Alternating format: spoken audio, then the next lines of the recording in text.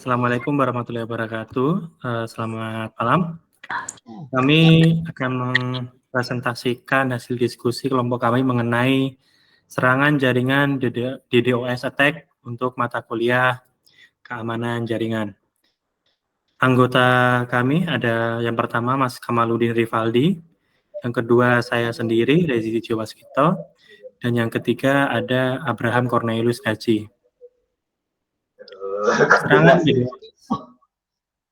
Serangan DDoS ini adalah serangan cyber yang dilakukan dengan cara mengirimkan lalu lintas palsu pada suatu server atau sistem jaringan secara terus-menerus.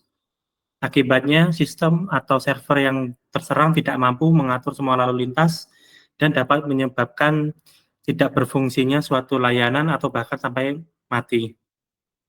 Serangan DDoS ini biasanya menggunakan sejumlah besar komputer atau perangkat yang terdistribusi secara geografis untuk melakukan serangan secara bersamaan, mengakses sumber daya komputer target seperti situs web atau jaringan. Tujuan utama dari serangan DDoS ini adalah untuk membuat sumber daya target tersebut tidak tersedia bagi pengguna yang sah. Kemudian ciri website atau layanan yang sedang diserang DDoS attack. Ada 4 ciri utama, namun biasanya hanya salah satu saja yang akan muncul. Yang pertama ada peningkatan penggunaan bandwidth secara drastis, kecepatan website yang menurun atau tidak dapat diakses sama sekali, kemudian load CPU server yang tinggi, dan munculnya error atau pesan yang tidak biasa. Kemudian untuk slide keempat akan dilanjutkan oleh Mas Abraham Cornelius Gaji. Ya, berikut ada beberapa contoh daripada serangan DDoS yang sudah kita rangkum, yang tercatat mulai dari tahun 2010 sampai 2023. Di sini yang pertama ada Spamhaus pada tahun 2013. Serangan DDoS dilancarkan kepada Spamhaus, sebuah organisasi yang membantu memerangi email spam dan aktivitas spam lainnya. Serangan itu membanjiri traffic sebesar 300 giga. Dan yang kedua, DIN pada tahun 2016 ada serangan DDoS yang besar terhadap DIN, sebuah perusahaan DNS, di mana serangan ini juga mengganggu layanan beberapa situs web populer seperti Twitter, Netflix, dan Reddit 1. Yang ketiga ada GitHub di tahun 2018.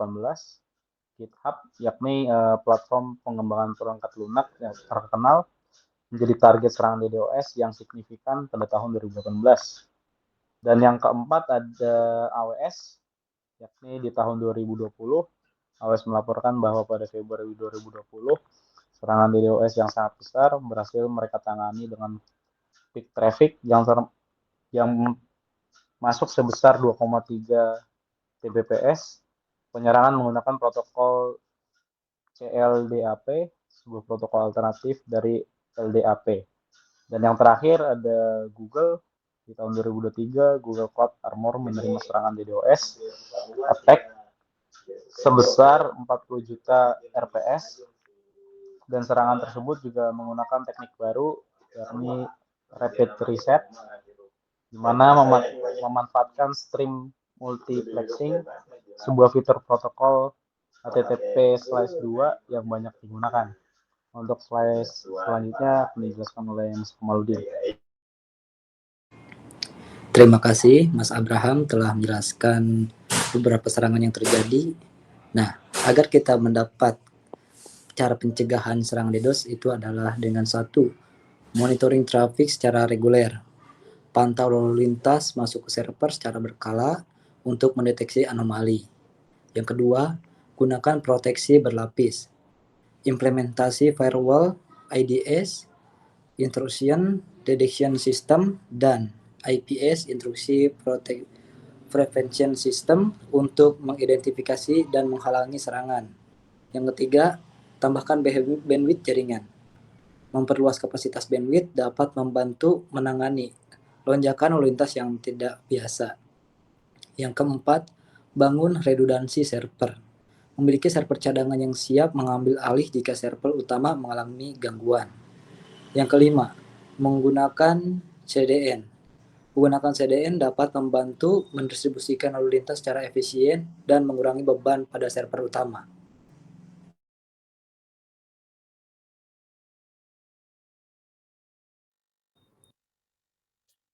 Demikian presentasi yang kami lakukan. Terima kasih.